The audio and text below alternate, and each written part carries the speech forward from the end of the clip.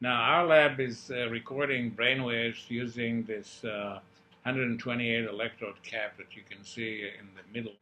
But what we're using is the so-called P300, which is a reflection of the brain's response to unexpected events.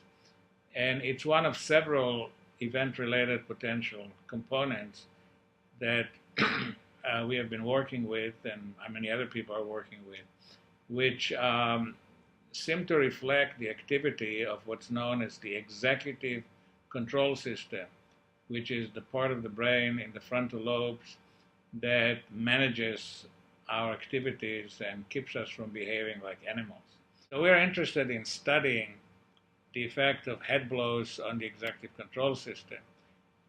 So we drafted a proposal for the IRB to get permission to use the subject and to test the hypothesis that deleterious effects of blows on the head accumulate and affect the executive control system.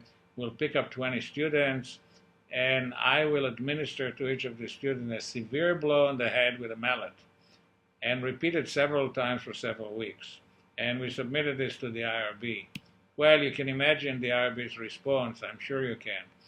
But if you replace Professor Donchin with the mallet, by participants will be members of a football team and will record the blows they received during the normal game. That seemed not to bother the IRB, and they denied me the pleasure of using the mallet and agreed to allow me to put the subject, in danger of head blows by allowing them to play football. So we got approval for this study. The study became really possible because Professor Del Rossi from the Concussion Center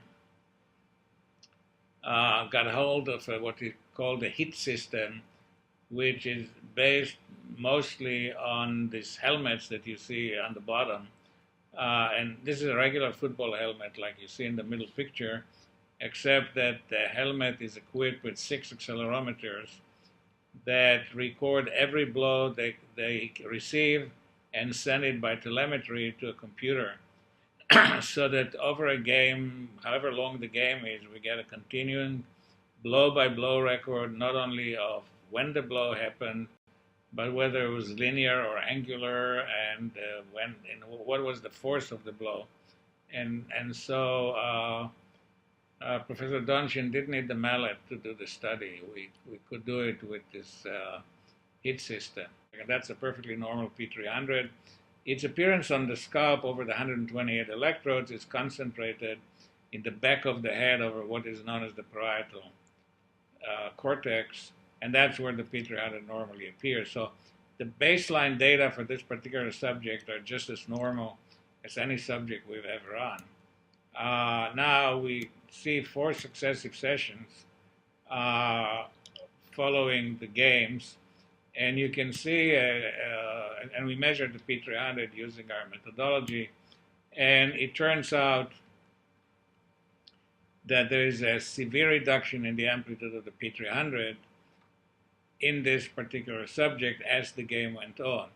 We're not relating at this stage, this is the processing we're still doing, to the number of and exact quality of the blows in each of the game period. This is just, they played the game, they clearly got a lot of blows on the head, and there was clearly a drop in the amplitude of the P300. We have done the same recording for 3 or 4 other ERP components. In the end, we'll have a very detailed picture of various aspects of the executive control system, and we will relate it to the actual blows that these particular players got in every single period.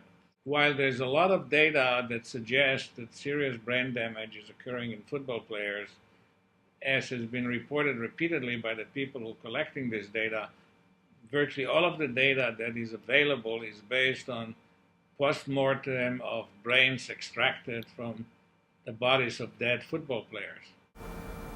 Is there really an effect to subconcussive blows? We can look at what happened to players in great detail without them necessarily being hospitalized or committing suicide or whatever, and it's very interesting from our perspective. even if it wasn't good service to the football community. Why football is legal is a question I have absolutely no word on. I can't imagine why they allow this game to go on, but that's a separate issue.